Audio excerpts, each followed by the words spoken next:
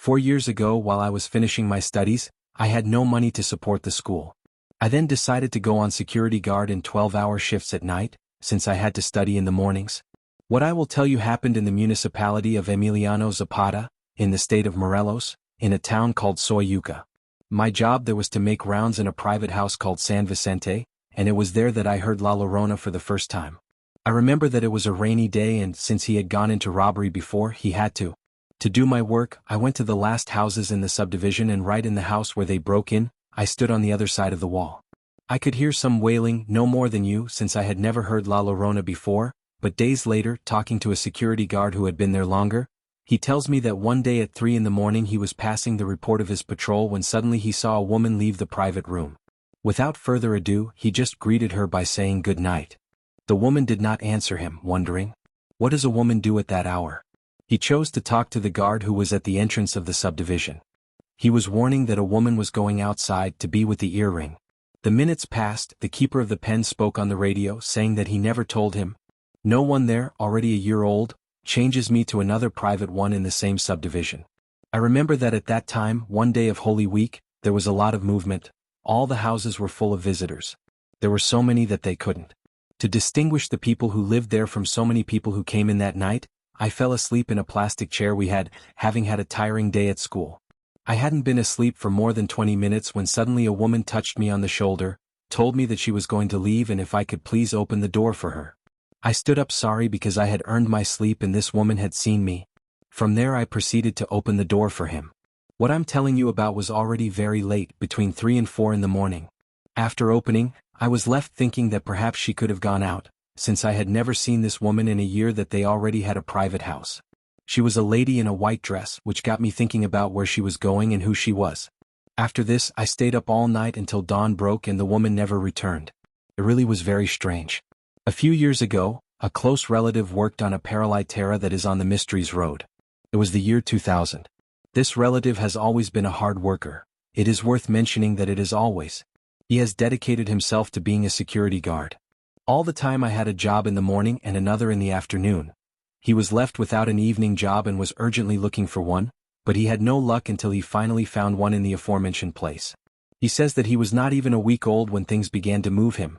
They turned off the TV, although it was to a certain extent normal, since in his previous job they had gone through something similar, so he decided not to take it too seriously and the days go by until One Friday when it was her turn to hand over her shift, the owners of the furrier arrived very upset.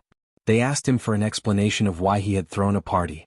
Let's say they arrived at the morning exit, so they had had a party he would not have had time to pick up, but the owners argued that the neighbors dialed in the middle of the night to tell him to please turn down the music. They replied that only the guard was inside the property.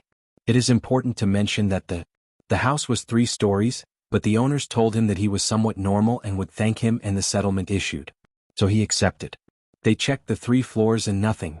There was no sign that there had been a party, but they never told my uncle the truth about the house. The days passed and the unusual activities increased to the point of taking my uncle's blanket, pulling his feet.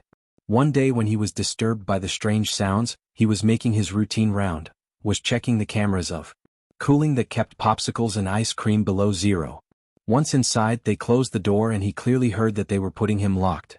He was quite frightened and began to cry, and the cold and fear forced him to pray. He also tried to talk to whoever had closed the door, telling him to leave him alone and let him out because he had a family, children he loved. After my uncle finished praying in Our Father, it was heard that the safety was released and he was able to get out.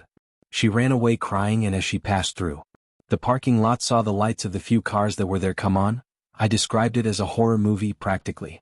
Later, already desperate, he asked his boss what was happening in that place, that it seemed that there was a dead person, but the boss only told him, "Stop around where they are telling you it's only about the service he's going to you."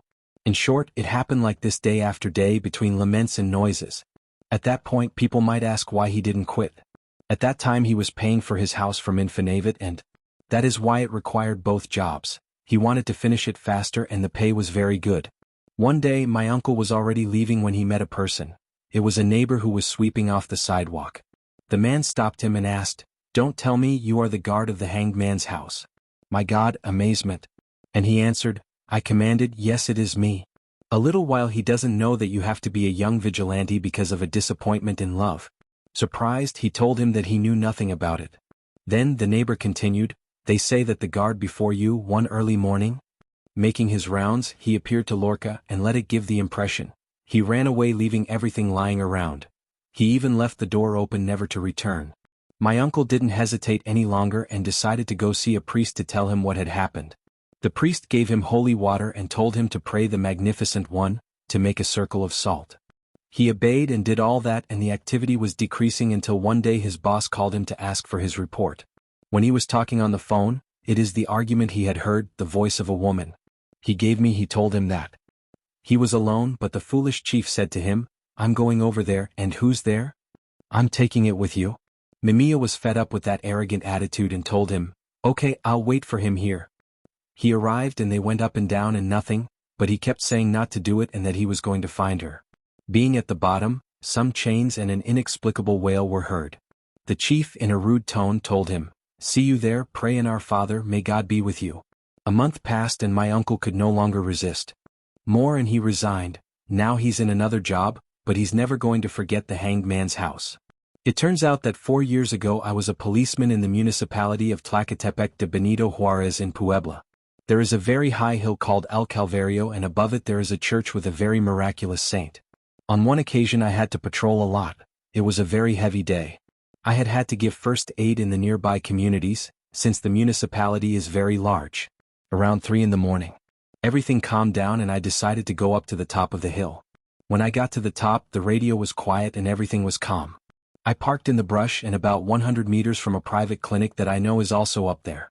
That's when I told my partner, "Let's sleep for half an hour each so we recover a little. I'm going to start myself, so take care of the radio." As I was driving for the patrol car, I lay down on my left side with my face pressed to the window. Suddenly I began to dream of a woman. With gray hair and a white flared dress that gave an appearance to another era, she came floating and her eyes were luminous. He was getting closer and closer to the window of the patrol car. When his face was about to touch it, I quickly opened my eyes and stared, but there was nothing. So turned to the passenger side and my partner was sitting with her back to the window. He was quite frightened. He also asked me, "Look, even the same woman in white who was in front of you. Did you know this if I was according to you?" Dreaming, I didn't pay attention, so I better start the patrol car and leave the point where I knew what I saw that night and I don't want to find out again. This story that I am going to tell you happened many years ago to a relative. He always came to visit the one he does and there was never a lack of the opportunity to tell paranormal events, regularly strange noises during the night in his house, and that was the guideline to develop great talks. My relative, whom we will call Victor, was about 25 years old at the time. I work in a government office as a watchman at night and cleaning during the day. The latter allowed him to relate a lot to the secretaries, since he liked to be in love very much. Along with their co-workers, they boasted that they were a gift from God to women and their talk of love affairs was the daily bread. On one occasion the long-awaited appointment arrived. For one of them it was with a certain lady who was passing by in the street, whom they began to compliment as usual, but the strange thing was that the lady. He stopped, Volt smiling. She accepted the compliment and with a movement indicated that they should follow her. Those shoulders to both of them, but they couldn't at the moment because they were outside the office and had guards.